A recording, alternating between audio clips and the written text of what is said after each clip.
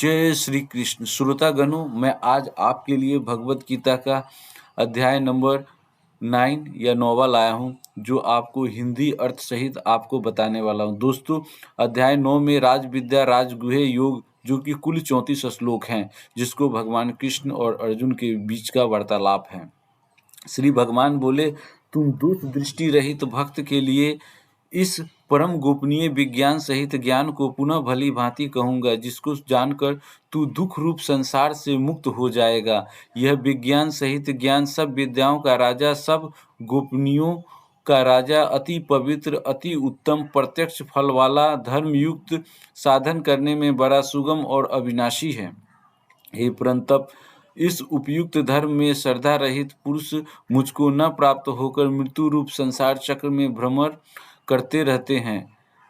मुझ निराकार पर ब्रह्म से यह सब जगत जल से बर्फ के सदृश परिपूर्ण है, और सब भूत मेरे अंतर्गत संकल्प के आधार स्थित है, किंतु वास्तव में मैं उनमें स्थित नहीं हूँ। वे सब भूत मुझ में स्थित नहीं हैं, किंतु मेरी ईश्वरीय योग शक्ति को देखकर भूतों का धारण पोषण करने वाला और भूतों को उत्पन्न करने वाला भी मेरा आत्मा वास्तव में भूतों में स्थित नहीं है।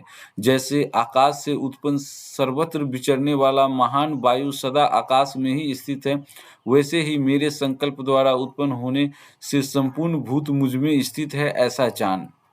हे अर्जुन, कल्पों के अंत में सब भूत मेरी प्रकृति को प्राप्त होते हैं, अर्थात प्रकृति में लीन होते हैं, और कल्पों के आदि में उनको मैं फिर रचता हूँ। अपनी प्रकृति को अंगीकार करके स्वभाव के बल से परतंत्र हुए इस संपूर्ण भूत समुदाय को बार बार उनके कर्मों के अनुसार रचता हूँ। हे अर्जुन, उन कर्मों में आसक्ति रहित और उदासीन के सदृश, जिसके संपूर्ण कार्य कर्तव्य भाव के बिना अपने आप सत्ता मात्र ही होते हैं, उनका नाम उदासीन सदृश है, स्थित मुझ परमात्मा को वे कर्म नहीं बांधते। हे अर्जुन, मुझ अधिष्ठता के सकाम से प्रकृति चराचर सहित सब जगत को रचती है, और इस हेतु से ही यह संसार चक्र घूम रहा है। मेरे परम भाव को न जानने वाले मूढ़ लोग मनुष्य का शरीर धारण करने वाले मुझ सर्वपूर्ण भूतों के महान ईश्वर को तुच्छ समझते हैं, और अर्थात अपनी योग माया से संसार के उद्धार के लिए मनुष्य रूप में विचरते हुए मुझ परमेश्वर को धारण मनुष्य मानते हैं। वे व्यर्थ आशा, व्यर्थ कर्म और व्यर्थ ज्ञान वाले विक्षिप्त चित्त अज्ञानी जन राक्षसी आसुरी मोहिनी प्रकृति के ही धारण किए रहते हैं। परंतु हे कुंती पुत्र, दैवी प्रकृति के आश्रित महाजन सब मुझको सब भूतों का सनातन कारण और नाश रहित अक्षर स्वरूप जानकर अन्य मन से युक्त होकर निरंतर भजते हैं। वे दृढ़ निश्चय वाले भक्तजन निरंतर मेरे नाम और गुणों का कीर्तन करते हुए और मेरी प्राप्ति के लिए यत्न करते हुए और मुझको बार बार प्रणाम करते हुए सदा मेरे ध्यान में युक्त होकर अनन्य प्रेम से मेरी उपासना करते हैं। दूसरे ज्ञान योगी मुझ निर्गुण निराकार ब्रह्म का ज्ञान यज्ञ द्वारा अभिन्न भाव से पूजन करते हुए भी मेरी उपासना करते हैं, और दूसरे मनुष्य बहुत प्रकार से स्थित मुझ विराट स्वरूप परमेश्वर की पृथक भाव से उपासना करते हैं। क्रतु मैं हूँ, यज्ञ मैं हूँ, स्वधा मैं हूँ, औषधि मैं हूँ, मंत्र मैं हूँ, धृत मैं हूँ, अग्नि मैं हूँ, और हवन रूप क्रिया भी मैं ही हूँ। इन संपूर्ण जगत का धाता अर्थात धारण करने वाला एवं कर्मों के फल को देने वाला पिता माता पितामह जानने योग्य पवित्र और ओंकार तथा ऋग्वेद सामवेद यजुर्वेद भी मैं ही हूँ। प्राप्त होने वाले परम योग्य परम धाम भरण पोषण करने वाला सबका स्वामी शुभाशुभ का देखने वाला सबका वास स्थान शरण देने योग्य प्रत्युपकार न चाहकर हित करने वाला सबकी उत्पत्ति प्रलय का हेतु स्थिति का आधार निधन प्रलयकार में संपूर्ण भूत सूक्ष्म रूप से जिसमें लय होते हैं उसका नाम निधान है और अविनाशी कारण भी मैं ही हूँ। मैं ही सूर्य रूप में तपता हूँ, वर्षा का आकर्षण करता हूँ और उसे बरसता हूँ। हे अर्जुन, मैं ही अमृत और मृत्यु हूँ और सत असत भी मैं ही हूँ। तीनों वेदों में विधान किए हुए सकाम कर्मों को करने वाला, सोम रस को पीने वाले, पाप रहित पुरुष यहाँ स्वर्ग प्राप्ति के प्रतिबंधक देवरिंग रूप पाप से पवित्र होना समझना चाहिए। मुझको यज्ञों के रूप द्वारा पूज कर स्वर्ग की प्राप्ति चाहते हुए वे पुरुष अपने पुण्य के स्वरूप स्वर्गलोक को प्राप्त होकर स्वर्ग में दिव्य देवताओं के भोगों को भोगते हैं।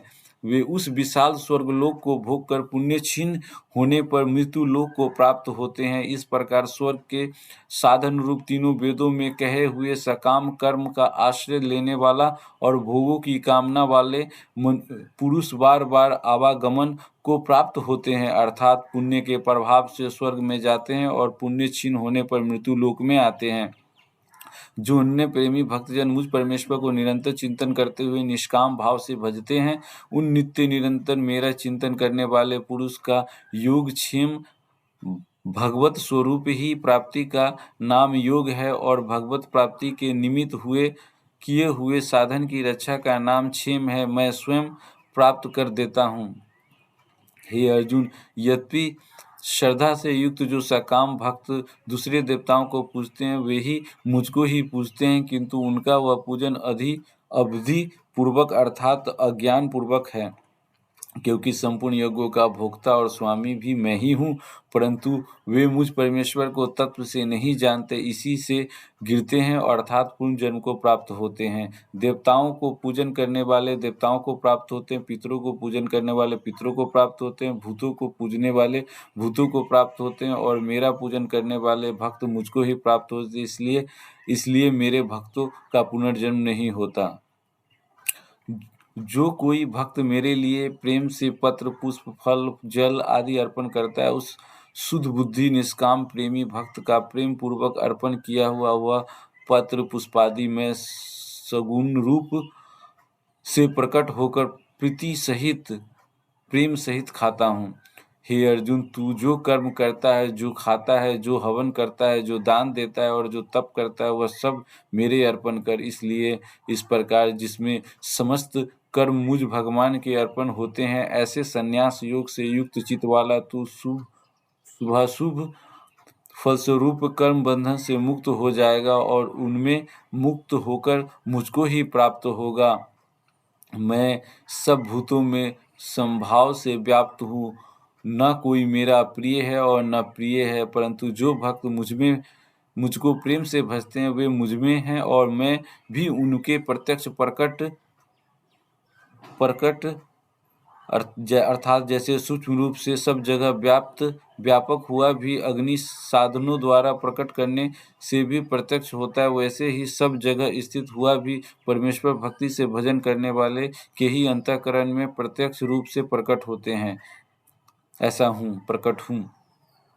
यदि कोई अतिशय दुराचारी भी अनन्य भाव से मेरा भक्त होकर मुझको भजता है, तो वह साधु ही मानने योग्य है, क्योंकि वह यथार्थ निश्चय वाला है, अर्थात उसने भली भांति निश्चय कर लिया है कि परमेश्वर के भजन के समान अन्य कुछ भी नहीं है। वह शीघ्र ही धर्मात्मा हो जाता है और सदा रहने वाला परम शांति को प्राप्त होता है। हे अर्जुन, तू निश्चय पूर्वक सत्य जान कि मेरा भक्त नष्ट नहीं होता। हे अर्जुन, स्त्री, वैश्य, शूद्र और पाप योनि चंडालिनी जो कोई भी हो, वे भी मेरे शरण होकर परम गति को प्राप्त होते हैं। फिर इसमें कहना ही क्या है, जो पुण्यशील ब्राह्मण था राजर्षि भक्तजन मेरी शरण होकर परम गति को प्राप्त होते हैं। इसलिए तू सुख रहित और क्षण भंगुर इस मनुष्य शरीर को प्राप्त होकर निरंतर मेरा ही भजन कर। मुझमें मन वाला हो, मेरा भक्त बन, मेरा पूजन करने वाला हो, मुझको प्रणाम कर। इस प्रकार आत्मा को मुझमें नियुक्त करके मेरे प्रायण होकर तू मुझको ही प्राप्त होगा। जय श्री कृष्ण। दोस्तों, इस वीडियो को कम से कम 18 लोगों में आप भेजें। जय श्री कृष्ण। जय श्री कृष्ण।